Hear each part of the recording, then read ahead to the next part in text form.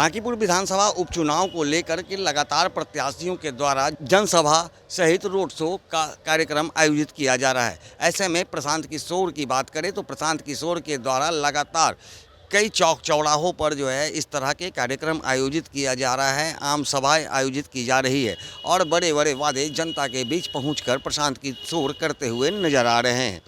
लेकिन हकीकत में क्या है ये तो आने वाला समय ही बताएगा कि प्रशांत किशोर जिस तरह से लोगों के बीच पहुंच करके बड़े बड़े दावे कर रहे हैं, एनडीए पर हमला कर रहे हैं, महागठबंधन पे हमला करते हुए नज़र आ रहे हैं, वैसे में क्या इस क्षेत्र की जनता उन्हें जिता करके उन्हें विधायक बनाती है या नहीं, ये तो आने वाला समय ही बताएगा। लेकिन इतना तो तय है कि जिस तरह से लगातार जन स्वराज के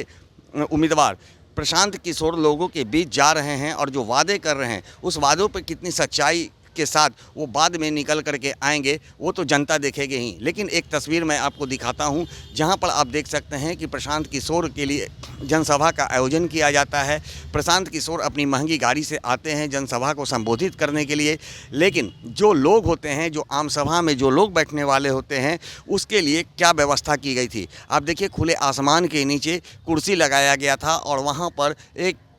स्टेज बनाया गया था जहां पर प्रशांत किशोर पहुंचते हैं और पहुंचने के बाद लोगों को संबोधित करते हैं। लेकिन उनके पहुंचते ही जैसे ही वो मंच पर आते हैं कि उसके बाद अचानक से बारिश हो जाती है। बारिश को देखते हुए प्रशांत किशोर मौके पर 2 मिनट से भी अधिक का समय नहीं बिताते हैं और तुरंत वो अपनी महंगी गाड़ी में बैठ करके वहाँ से निकल जाते हैं। उस समय उन्हें जनता की भी सुध नहीं होती है कि आखिर जनता जो है, जो आम सभा करने जो लोग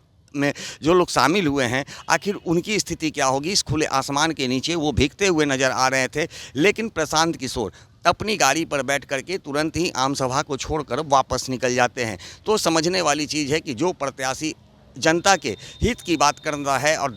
लगातार कई तरह के दावे करते हुए नज़र आते हैं और हल्की सी बारिश में जनता को छोड़कर वो अपने स्थल से रवाना हो जाते हैं। ऐसे में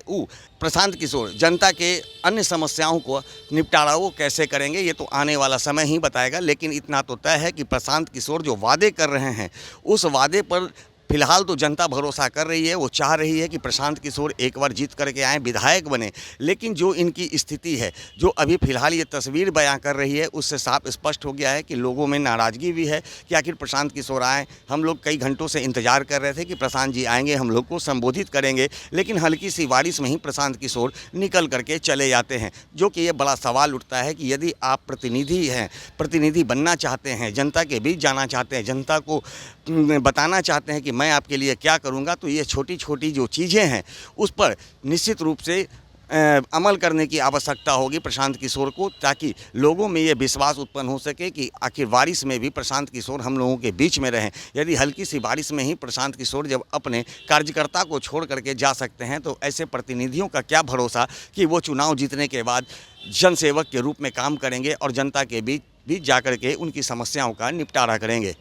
सहयोगी आनंद के साथ Gyanendra Verma, AVI nation news, Patna.